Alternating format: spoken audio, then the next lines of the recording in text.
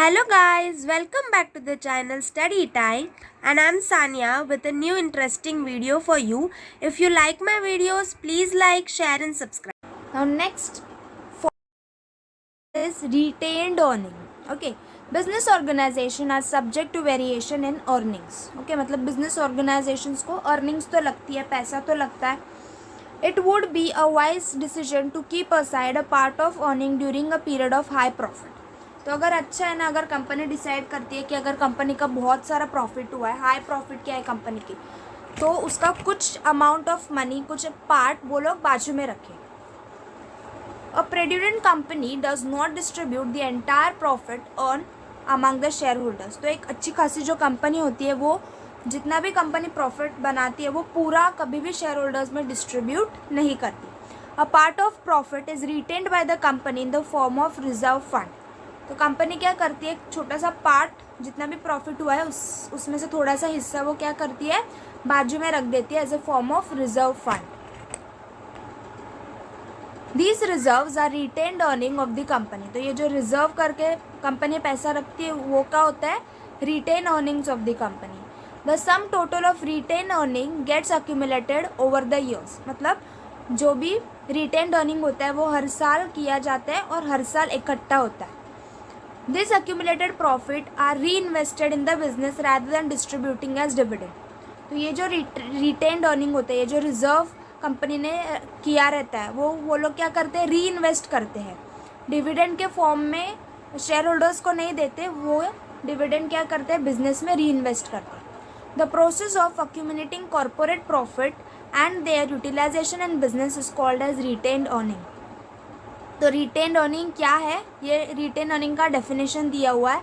The process of accumulating corporate profit and their utilization in the business is called as retained earning. मतलब जो भी accumulate करते हैं company, उनका जो प्रॉफिट और उसका यूटिलाइजेशन करते हैं बिजनेस में, उसे हम बोलते हैं retained earning. In simple words, a part of net profit which is not distributed to shareholders as dividend is retained by the company in the form of reserve fund. Okay, तो normal भाषा में अगर हम बात करें तो retained earning क्या होता है, नेट प्रॉफिट का एक पार्ट होता है जो शेयर होल्डर्स में डिस्ट्रीब्यूट नहीं किया जाता एज अ डिविडेंड, वो कंपनी रिजर्व फंड के फॉर्म में रख देती है. Company convert it reserve into bonus share capital and capitalize its profit. तो ये रिजर्व फंड का क्या करते हैं, तो कंपनी रिजर्व फंड को बोनस शेयर्स में कन्वर्ट करके जो कंपनी का कैपिटल होता है वो बढ़ाती है. This capitalization of profit by issue of bonus share is known as plugging back of profit और सेल्फ फाइनेंसिंग. ओके, तो ये जो कैपिटलाइजेशन होता है प्रॉफिट का, okay, by issuing of bonus shares, इसे ही हम क्या बोलते हैं, plugging back of profit. Okay, मतलब प्रॉफिट को वापस लाना. Okay, means in simple ways इस वर्ड का मीनिंग होता है प्रॉफिट को वापस लाना. मतलब जो कंपनी का जो प्रॉफिट है उसमें से ही कंपनी थोड़ा सा पैसा या फिर जो प्रॉफिट है वो बाजू में रखती है एज अ रिजर्व फंड, और बाद में वही रिजर्व फंड वो क्या करती है, बोनस शेयर्स के द्वारा कैपिटलाइज करवाती है. तो वो क्या हो गया, वापस से आ गया, राइट, बिजनेस में वो प्रॉफिट, बिजनेस का ही प्रॉफिट बिजनेस में वापस आ गया. तो इसलिए उसे बोलते हैं प्लगिंग बैक ऑफ प्रॉफिट और सेल्फ फाइनेंसिंग. मतलब कंपनी ने खुद का ही प्रॉफिट जो बचा के रखा था उसको ही वापस से यूज़ किया. तो सेल्फ फाइनेंसिंग, खुद का प्रॉफिट, मतलब कंपनी का खुद का प्रॉफिट वो अभी फाइनेंस के द्वारा यूज़ कर रहे हैं. So that is self financing. Bonus shares are issued free of cost to the existing equity shareholders out of retained earning. तो बोनस शेयर्स जो होता है वो जो भी एग्जिस्टिंग इक्विटी शेयर होल्डर्स है, मतलब पहले से जो कंपनी के इक्विटी शेयर होल्डर्स है, उन लोग को फ्री ऑफ कॉस्ट में दिया जाता है. Okay, and that is given out of retained earning. Retained earning से ही वो बोनस शेयर्स इशू करते हैं. The management can convert retained earning into permanent share capital by issuing bonus shares. तो management retained earning को permanent share capital में convert कर सकती है by giving bonus shares. Okay, it is an important source of raising long term capital. तो retained earning, अगर company को long term capital चाहिए तो retain earning is a important source. It is simple and cheap method of raising finance. तो it is very simple and cheap method अगर company को finance बढ़ाना है. It is use to establish companies. Okay, मतलब जो भी companies है वो मोस्टली ये फॉलो करती है. It is an internal source of finance. तो रिटेन अर्निंग क्या है? Retain earning is an internal source of finance, खुद का ही सोर्स होता है of getting finance. Next is determinants of retained earning. Total earnings of company. If there is ample profit, company can save and retain some part of the profit. Okay, मतलब अगर company के पास बहुत profit है तो company क्या करेगी, उसमें से थोड़ा बहुत सेव करके रखेगी। More the earning a company can save more. जितना ज़्यादा कंपनी कमाएगी उतना ज़्यादा कंपनी सेव करेगी। Attitude of top management also determines the amount of retained earning. मतलब जैसे टॉप मैनेजमेंट होगा वैसे अमाउंट ऑफ रिटेन्ड अर्निंग होगी। Next is taxation policy. The taxation policy of government is an important determinant for corporate saving. मतलब government की जो taxation policy होती है ना, वो भी एक इम्पॉर्टेंट फैक्टर है for corporate saving. If the tax levied are high rate, company cannot save much of profit in the form of reserve. अगर गवर्नमेंट बहुत ज़्यादा टैक्स चार्ज कर रही है तो कंपनी ज़्यादा प्रॉफिट सेव नहीं कर सकती, क्योंकि उसको उतना ज़्यादा टैक्स भरना पड़ेगा। इसलिए अगर गवर्नमेंट ज़्यादा टैक्स रेट्स बढ़ाती है तो कंपनी ज़्यादा सेव नहीं कर सकती। Dividend policy. It is a policy of board of directors in regard of distribution of profit. Okay, मतलब डिविडेंड पॉलिसी ये बोर्ड ऑफ डायरेक्टर्स की पॉलिसी होती है जहाँ पे वो डिस्ट्रीब्यूशन ऑफ प्रॉफिट डिसाइड करते हैं।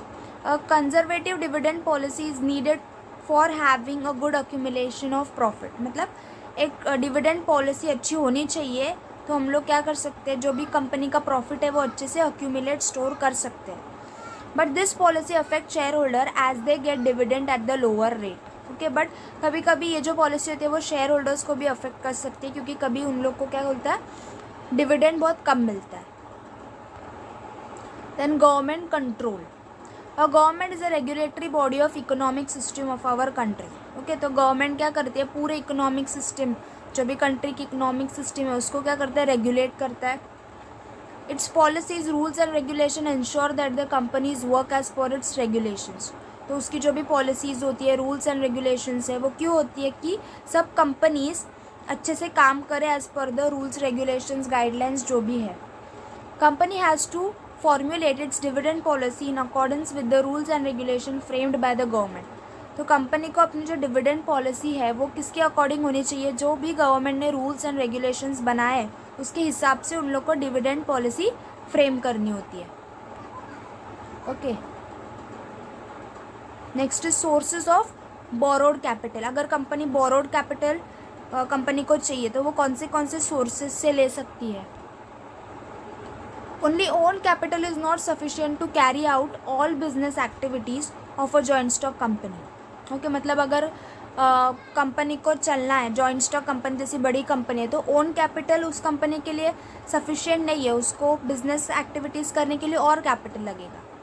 अ company needs borrowed capital to supplement the own capital. Okay, मतलब कंपनी के पास ओन कैपिटल तो है पर उसको सपोर्ट करने के लिए उन लोग को बोरोड कैपिटल भी लगेगा।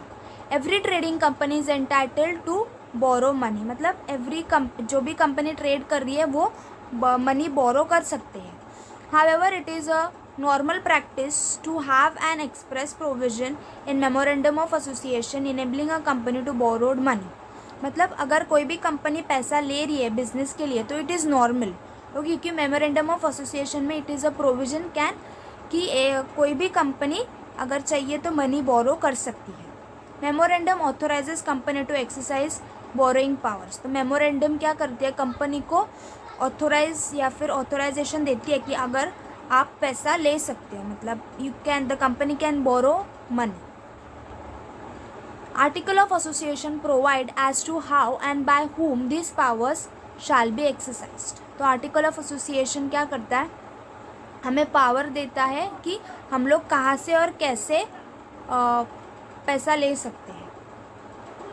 The power to borrow money is normally exercised by the board of directors of the company. Okay, तो अगर कंपनी को पैसा बोरो करना है तो वो power normally board of directors के पास होती है। अ प्राइवेट कंपनी में exercise it's borrowing powers immediately after it's incorporation.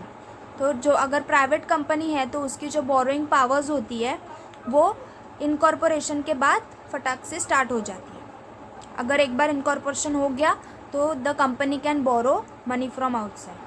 However, public company cannot exercise its borrowing power until its security certificate of commencement of business। अगर public company है तो जब तक commencement of business का certificate नहीं मिलता तब तक you cannot borrow money, कि borrowing powers आप नहीं यूज़ कर सकते।